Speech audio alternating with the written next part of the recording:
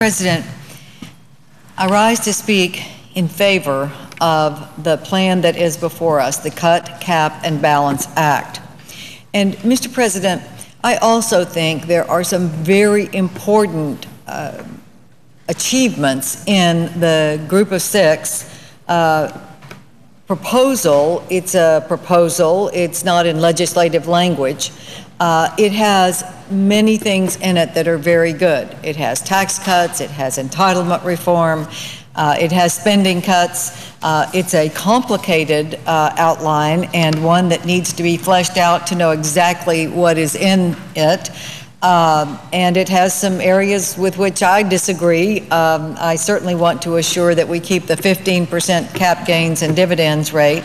But we also have another proposal that I think has great merit, and I think the bill that has come over from the House, the Cut, Cap, and Balance Act, puts even more together to address the issues that we're all trying to address.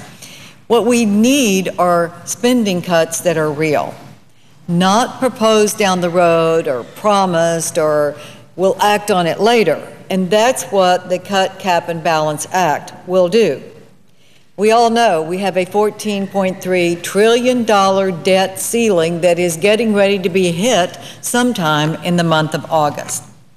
What we need to do in this Senate, in the Congress, and certainly hopefully the President, is give confidence to the markets. Now that means we do two things. We raise the debt ceiling.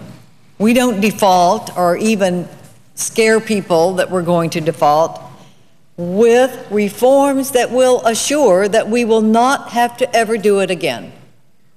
That is what we must do to send a message to the markets that we are going to get our fiscal house in order and we are going to assure that our debts are paid, that the people who work on federal contracts, in our military, Social Security recipients will get their paychecks. We've got to assure the markets. To raise the debt ceiling, we've got to show that we are going to cut back on spending. That is the key. We've got to tackle the core problem. We've got to stop spending too much, borrowing too much, and taxing too much. We don't have a taxing problem in this country. We have a spending problem. We're not being taxed too little. We're spending too much. With $2.2 trillion in tax revenue collected, the federal government has the ability to live within its means.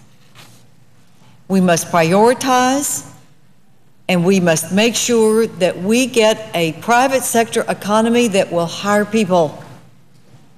And I can tell you that small businesses are not hiring because they are terrified of the health care bill that was passed year before last. They are terrified of the costs involved in that. And secondly, they are looking at people in Washington talking about more taxes, and they're saying, I am freezing right now, not going to take a chance that I'm going to have a new employee that is going to cost more than the productivity that we can add to our business and keep going. So the Cut, Cap, and Balance bill would make significant spending cuts now. It also requires the passage of a balanced budget amendment to the Constitution. Now that's the long term.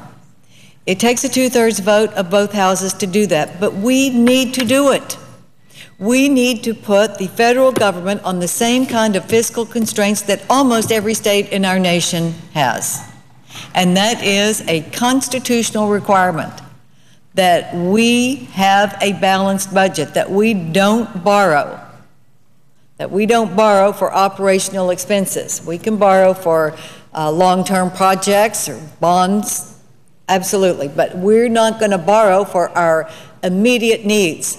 That is what kills the governments that overspend, of which the United States federal government is one. We need to have the balanced budget amendment that is in this bill passed knowing that it's not going to be an immediate fix because the states would have to ratify it. More than half the states will have to ratify a constitutional amendment. In that constitutional amendment, we have an 18% of gross domestic product cap on federal spending, because that will put our fiscal house in order. But we know that's long-term, and certainly we want to get started on that long-term constitutional amendment fix, because once we do it, and once the states ratify it, and I believe they will, then we will have the ability to assure future generations that we will never be in the fix we're in now. Today, the federal government is spending 24% of GDP. The 40-year average is 20.6%. So we have about a 3% increase in the federal spending level that is juxtaposed against a gross domestic product. So if we put a spending cap of 18% in a constitutional amendment, we will have time to start drawing that down so that it won't be an immediate hit. In fact, the bill that is before us has a gradual decrease in the caps on spending. So we have the constitutional amendment part, that's the balance part. We also have a cap in the bill that is before us. And it's not an immediate cut to 18%, but it does ratchet down. 21.7% in the year 2013, 20.8% in 2014, and so forth till we get to 2021, which would have a 19.9% spending cap on gross domestic product. So it is a gradual cut between 2013 and 2021 in the cap on federal spending. I think that is a responsible approach, and that's why I am fully supporting this bill. That's the cap part. We have the cut part that is real cuts. We have the cap part that puts the lid on spending going forward, and then we have the balanced budget part, which goes to the states and goes through our constitutional process to put us in the same situation that most states are in, and that is with constitutional provisions that you have balanced budgets. One of the most valuable economic lessons that we have in this country, because we have learned from history, is that you can't spend your way out of debt. That is the worst remedy that you would ever even think about. If you're a family in debt, you don't keep spending. And you don't put a freeze on spending either, which is what was suggested in President Obama's budget. He said, well, we'll just freeze at 2011 levels. But 2011 levels are inflated because of the huge stimulus bill that was passed. You've got an inflated level, and you say, let's freeze there. No, we need to freeze at a lower level. We need to start ratcheting down the spending in this country in order to assure that we start going toward a balanced budget. The Cut, Cap, and Balance Act is a reasonable way to cut spending now so that we will not have that debt ceiling lifted again, because we'll start bringing down the deficit and not hit that debt limit again. So we bring down the deficits with immediate spending cuts. Then we go forward with a cap that starts at 21.7% in 2013, knowing that we're at 24% now. You've got to have those immediate cuts to start getting down to the reasonable level. Now, there's one more thing that we need to do that is not in this bill, but is something that if we're going to have the long-term debt reduction, we've got to look at the entitlement expenditures, because our discretionary expenditures are roughly 20% of the total expenditures of our country. So we know that we are out of kilter right now in Social Security because the actuarial tables have not been kept up to date. When Social Security was passed, the average man lived to be about 60 years old. Today, the average man lives to be about 73, 77. We are going up in, thank goodness, the life expectancy and the quality of life expectancy. So if we're going to get our fiscal house in order, we do need to address that. We need to have a very gradual increase in the retirement age. I have proposed a Social Security reform bill that does adjust the COLA, and it also has a gradual increase in the age of retirement. It stops at 69. Some proposals are 68. You can keep going in that direction and try to assure that we are on an actuarial table that actually is today's correct actuarial table. The other thing that the Gang of Six, or the Group of Six, did that I thought was very positive is it put everything that depends on a cost of living adjustment in the federal budget on a different calculation that is determined by economists to be a more realistic spending gauge, and it is the CPI, the Consumer Product, I don't know what I is. Would the senator of Tennessee remember what CPI stands for? It's Consumer Index. What? Index. Thank you very much.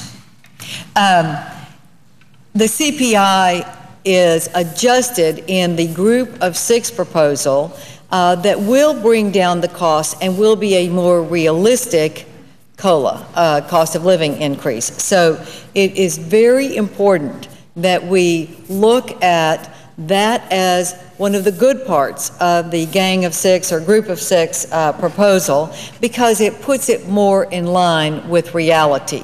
And it also will save money on the other end, on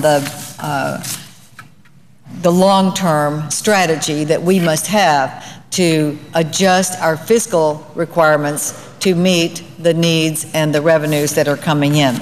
So with tax cuts that are also in the Group of Six proposal that would help spur the economy, with the spending cuts that will bring our debt interest requirements down, cost of living adjustments that are very minor but will have an impact over the long term. These are some of the good things that are out there. And let me just say that, in conclusion, that we have had several of our leaders make proposals. We had Senator Reid and Senator McConnell put out a proposal. And of course, there were critics on all sides of that proposal. And then we had the Group of Six that came out with a proposal. And there were people who criticized that immediately. I think we need to take the nuggets of these proposals, which are, there are some very good parts of the Reid-McConnell bill. There are some very good parts of the Group of Six proposal. And let's don't kill off people putting forth ideas, because that's how we start coming to a conclusion about what is the best. And to criticize the people who have come forward with very bold plans, I think is a huge mistake, and I think it is unfair to those who have put something out to say, oh, that's a terrible plan and we would never vote for it. Are you kidding? I mean, we need to come together with all of the plans. I'm supporting this one, the cut, cap, and balance plan, which I think came mostly from the House and some of our senators. It's very solid. I certainly think that Senator Reid and McConnell didn't want us to come to August 1st and have no end game, and so they were preparing something that has some merit. They have a 302A allocation in theirs. That's basically a cap on spending. We need to have that, and that part of their proposal is very sound. And then the group of 6 that has tax cuts as well as spending cuts and some adjustments in the mandatory spending side, the entitlements. We've got to have those ideas all on the table.